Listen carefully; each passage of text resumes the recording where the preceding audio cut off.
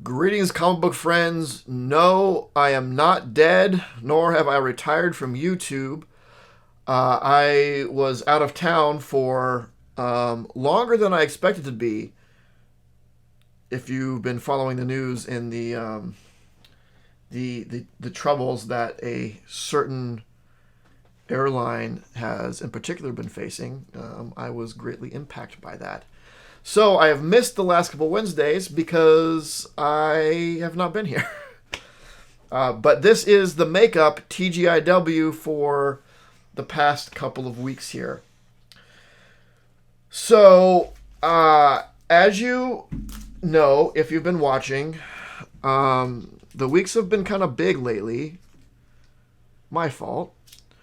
So, for the last 2 weeks, for books for the last 2 weeks, can you put your guesses in the comments now of how many books that I have over a 2 week span? I'll wait. Go ahead and comment. All right, go ahead. Did you guess 1,000? Because you're basically right. This sucks. This sucks. This is a lot. So, have I read these? No. No, I have not. This is a Friday, and I just got in last night. I got these picked up today. I was hoping that I would be able to read what had come in before recording this, but one, there are 1,000 books, and two, I did not have much time to read because upon coming home from my trip, I was greeted with a flooded basement, which was awesome. So that's been taking up most of my time today. I was able to read a few of them. I took a break during dinner and read some stuff. So I'll go over those first because I was able to read 4 books out of the 1,000, and they were surprisingly pretty good. 2 of them, not surprisingly, I expected them to be. The other 2 were good enough, especially considering what they are. But whatever. So the first, this one I did read, Moon Knight number 18. Yes, 18. So this wraps up the seems to wrap up pretty well the vampire story. It is great. McKay, I am becoming a big McKay fan. With not that I wasn't a fan or I disliked him beforehand, but with this Moon Knight run, it's really good. It's doing a really, really good job of mixing the Moon Knight and Mr. Knight personas, which I don't think has been done. He was Moon Knight for most of the time, and then there's the run with the Kevin Lemire where he was just kind of Mr. Knight, which was fine. Towards the beginning of this run, the mixture of the two, where he's kind of swapping and doing both, had some growing pains. But now I think he's got it. I think he's really got it. Where he switches so easily between the Mr. Knight, like almost arrogant, but rightfully so arrogant. Sort of persona to the just like I'm gonna beat the crap out of you, Moon Knight persona. It's really good. Namor the Submariner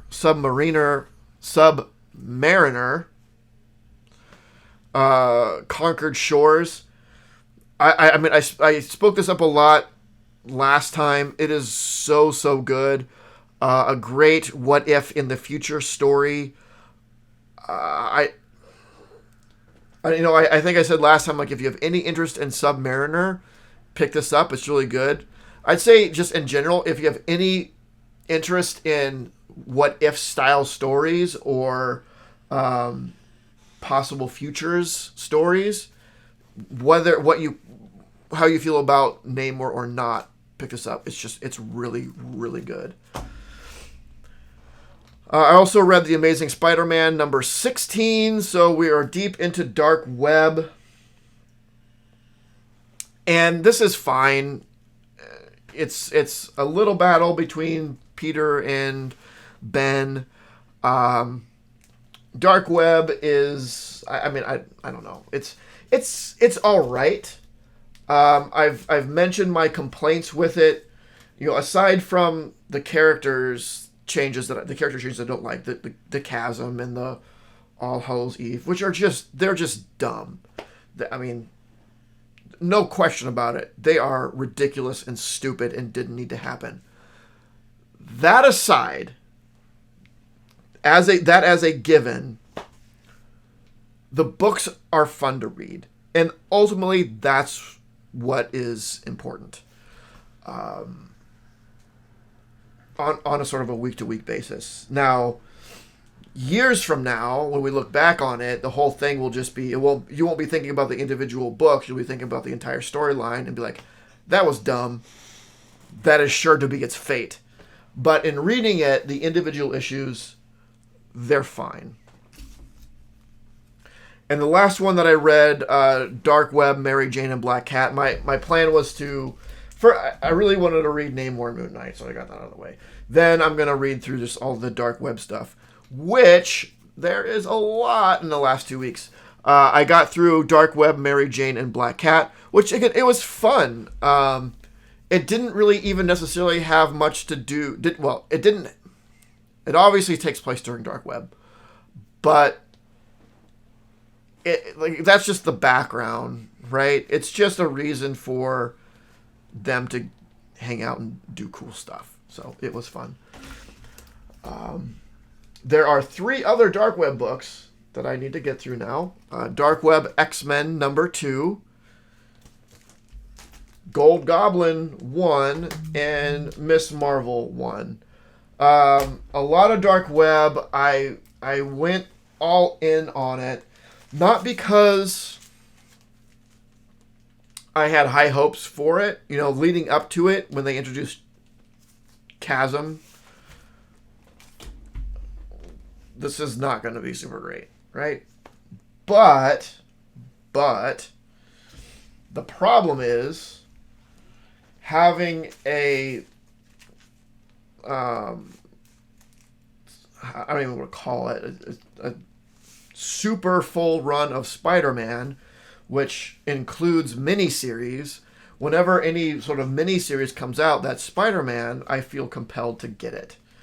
And Dark Web, as I mentioned probably last time, even though it's kind of a Spider-Man X-Men crossover, it definitely leans more towards Spider-Man. So I consider all the Dark Web stuff to be Spider-Man books.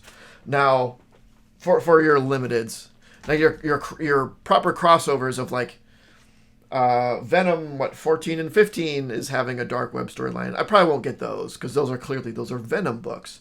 But things that are limited or one shots that fall in Dark Web, I feel to be Spider-Man books. So I have to get them in order to maintain the full run of Spider-Man. Or the near full run of Spider-Man. There's a couple limited series and one shots I still need, but the reasoning stands.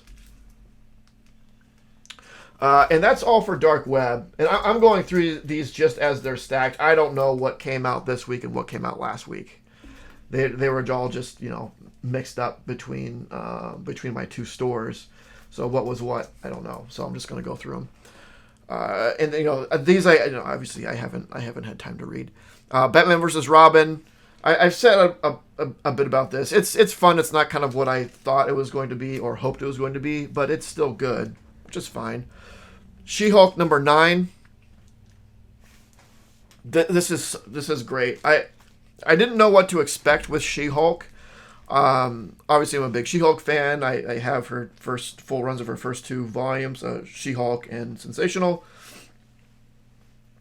I don't have like the Dan Slott stuff. I wasn't reading it then, and going back and getting it now seems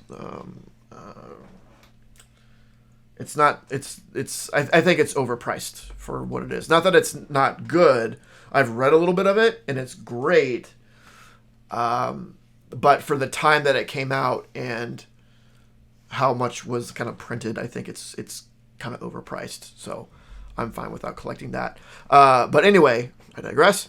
So I obviously picked up the current She-Hulk run, and I wasn't sure what to expect. I do like Rainbow Rowell, but who knows what's going to come out with a She-Hulk book. Every single series of hers seems to be a very different take on the character. So you just don't know. And this is it's good. Alien 4, again, I continue to enjoy this. It's Alien, no matter what, I'm going to pick it up because it's Alien. I shouldn't say that. If I'm no matter what, I'm going to pick it up when it first starts. I will continue to read it as long as I enjoy it, and I do continue to enjoy it. Strange Academy Finals number 3. So, and I still haven't done my homework on like, what is this thing? Is this like, are we ending Strange Academy? Is it some sort of segue between, Strange Academy Year 1 and Strange Academy Year 2?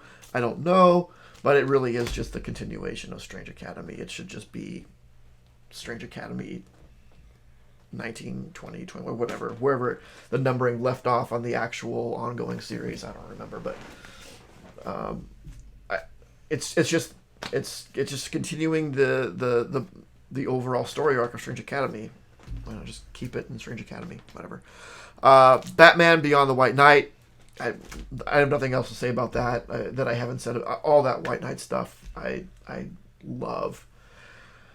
Peter Parker and Miles Morales, Double Trouble. Oh man, it's so much fun. And I mean, it's an all ages book. It's just, that breaks down so many barriers for it just to have fun.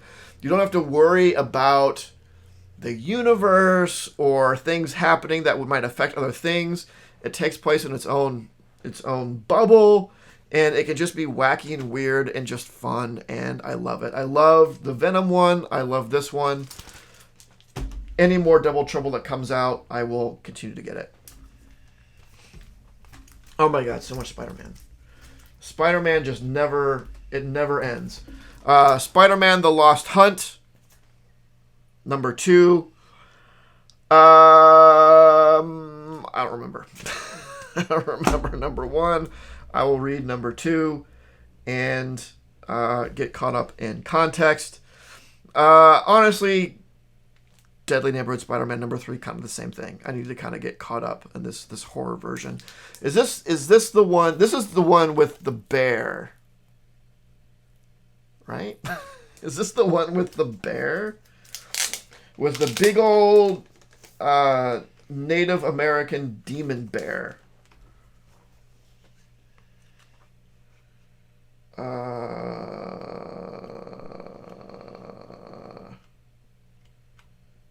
Yes. Where Spider-Man is he has a very like dream state stylized vision of himself, which looks really cool. But yeah, I do remember I've been enjoying it, so that's kind of what matters. Oh my god, there's so much still more. All right, so a couple of Bad Idea books came out, both number 1s, I believe. A number 1, and it looks like a one shot or a double shot, as they call it, which I'm guessing is 2 stories. Burning Man number 1. Peter Milligan does great stuff. I'm not familiar with Juan Jose Rip, but I guess we'll find out. The cover's cool. Looks like he's falling from space and being burned up in the atmosphere. If that is the case, I feel sorry for him. And then other Bad Idea book, Werewolf X, The Society of Fearless Frontiersmen. I'm guessing the X stands for kind of like a versus. So maybe this takes place like in the past where there's werewolves and some people exploring the frontier. It's a bad idea double shot, which I'm guessing is sort of like a one shot, but there's probably two stories in there. Whether they're both of that werewolf and the Society of Fearless Frontiersmen or that and something else, I don't know. Let's see. Let's put these two together since they are related. Book of Slaughter. So this is a thick square bound. So from what I understand, this is sort of a segue that leads into the next arcs for both Book of Slaughter and Something is Killing the Children, is my understanding. If that is true or not, I do not know. That's what I've been told. I also have a Something is Killing the Children, number 27. Did these both come out on the same week? Did one come out this week and one last week? I don't know. Which one am I supposed to read first? I don't know. I'll figure it out. I guess I'm still going with Something is Killing the Children in Book of Slaughter. Apparently, I've been thinking about revisiting that. I'm not sure. But now I feel like that I got this thing that is hearkening in a new era of the Something is Killing the Children averse. I guess I'm in. Berserker number 11. I think this is the penultimate issue. I believe there's going to be 12. It's ready. It's ready to be done. Junkyard Joe number 3. I love this Jeff Johns universe. The Untamed. What does that even? They put like it's the Untamed something, and it's so small I can't read it. The Untamed, or the Unnamed, sorry. Oh, it's not anything. It's just a sequence of stars. Okay. The Unnamed. This Unnamed universe thing that Jeff Johns is coming up with. I love it. This, Geiger, give me more. Legacy of Violence, number 3. It's a slasher. It's fun. It's Bun and, again, I don't know, it's Muty or Muddy. It's his art, the same that does Bunny Mask. Very stylized, very like watercolory. It's a lot of fun. Sacrament, number 5 of 5. I'm excited to see how this ends. There have been some ups and downs, not as far as quality is concerned, but the story has kind of like, is it going this way or is it going this way sort of stuff. And it's been really, really good. I do recommend this.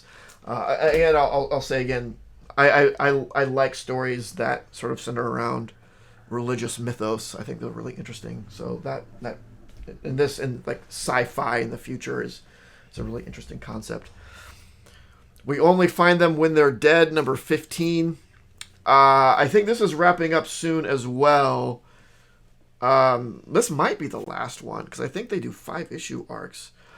I feel like I need to go back and read the full thing all at once to really appreciate it. It did feel, especially reading the individual issues, very disjointed.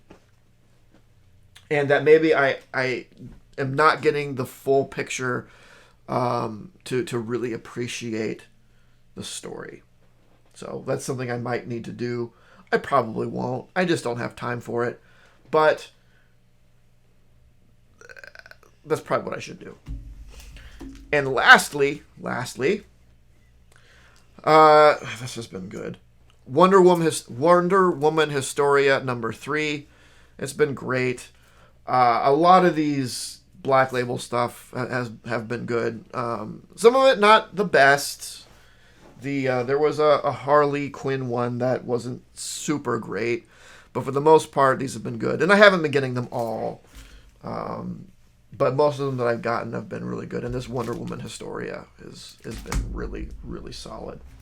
So I do recommend that. But that is everything. I didn't pick up anything else, thank goodness, because this was certainly enough. This is 25 books. So 12 and a half each week, which is over what I want. It feels like so much more when it's all at once. It's a lot. So I didn't get them read for this for obvious reasons. At this point, I just hope that I get them all read before next Wednesday because it's a lot. And yeah, as I mentioned, I'm definitely going through some home stuff right now, so I don't have as much leisure time as I'd hope, but it is what it is. But that is it. Let me know your thoughts. Let me know what you got in this past couple of weeks, or what you really enjoyed, because you probably read your stuff by now that you're watching this. So let me know what went on for you the last couple of weeks. Like, comment, subscribe, all of that. And of course, don't forget to make yours Titan. This video was brought to you by Titan Comic Pressing. Follow us on Facebook and Instagram at Titan Comic Pressing LLC.